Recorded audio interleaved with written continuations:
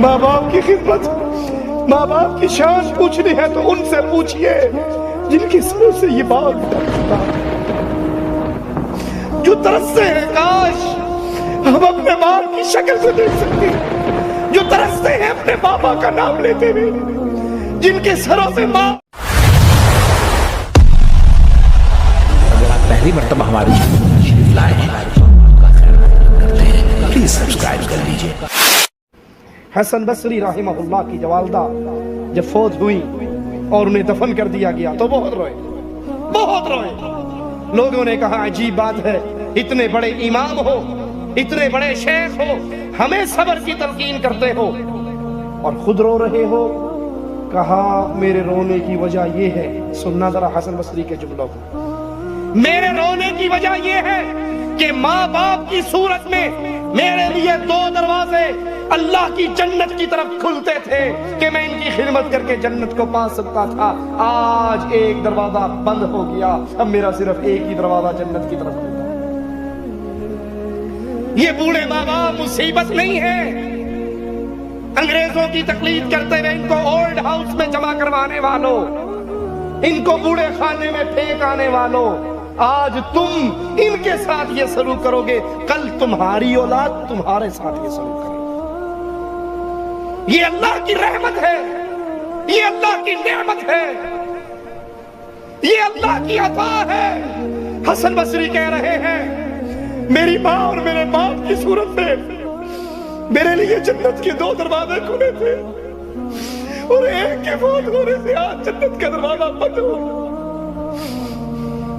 ماں باپ کی خدمت، ماں باپ کی شان پوچھنی ہے تو ان سے پوچھئے جن کے سروں سے یہ باغ ڈر چکا ہے، جو ترستے ہیں کاش ہم اپنے باپ کی شکل سے دیکھ سکتے ہیں، جو ترستے ہیں اپنے بابا کا نام لیتے ہوئے، جن کے سروں سے ماں اور باپ کا سایہ نہیں ہے، ان سے پوچھئے ماں باپ کی قیمت کتنی ہوتی ہے۔ حسن بصری کہتے ہیں یہ جنت کے دو دروازے کھلے تھے، میں ماں کی خدمت کر کے، میں اپنے باپ کی خدمت کر کے اللہ کی جنت میں داخل ہو سکتا تھا۔ آج ماں کے مرنے سے میرے لیے ماں نہیں مری، میرے لیے ماں نہیں مری، میرے لیے جنت کا ایک دروازہ بند ہو گیا ہے۔ اب جنت میں جانے کے لیے میرے پاس صرف ایک ہی دروازہ ہے۔ ماں باپ کی موجودگی کو اللہ کی رحمت سمجھیے، اس کو غنیمت جانیے، اس کو غنیمت جانیے۔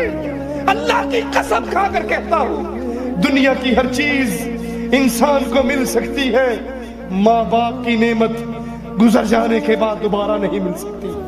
اپنی بیویوں کے لیے ماں کو ٹھوکریں مارنے والوں، اپنی بیویوں کے لیے ماں سے ناراض ہونے والوں، تم ایک بیوی کو طلاق دے دو، دوسری بیوی مل جائے گی، اولاد کو چھوڑ دو اور اولاد مل جائے گی، مال برباد ہوتا ہے اور مال مل جائے گا، لیکن اگر ماں کا سایہ اٹھ گیا ساری عمر تڑپتے گزر جائے گی، ماں دوبارہ نصیب نہیں ہوگی۔ اس ماں کی قدر کیجئے، اس باپ کی قدر کیجئے۔ ماں باپ کے لیے اپنے ہاتھوں کو کھولیے، اپنی زبان کو نرم کیجئے، ان ٹوٹے ہوئے رشتوں کو جوڑیے۔ اور اگر کوئی ماں باپ سے ناراض ہوا ہے یا ماں باپ اس سے ناراض ہیں، ابھی زندہ ہیں، زندگی میں ہیں، اس موقع کو غنیمت جانو، ان سے فون کے ذریعے، خط کے ذریعے معافی مانگ کر ان سے اپنا معاملہ ٹھیک کر لو۔ کیوں؟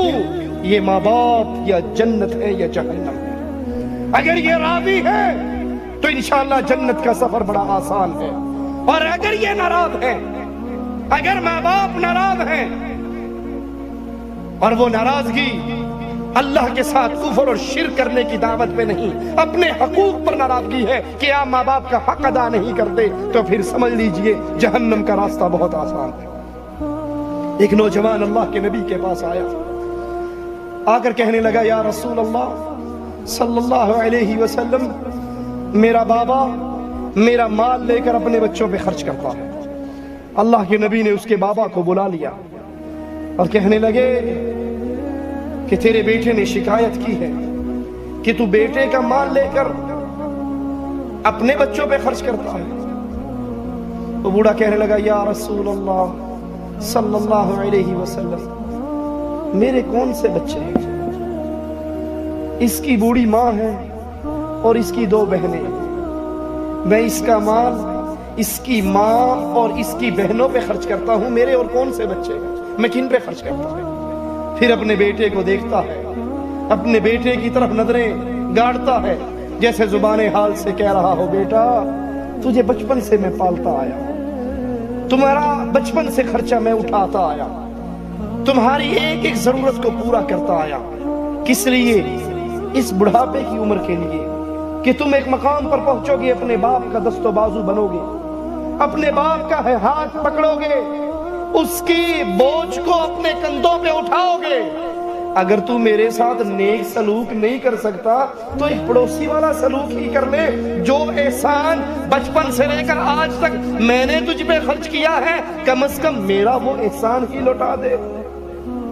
اللہ کے نبی صلی اللہ علیہ وسلم نے اس نوجوان کو پکڑا اور کہا, تو اور تیرا مال تیرے باپ کا ہے, تو اور تیرا مال تیرے باپ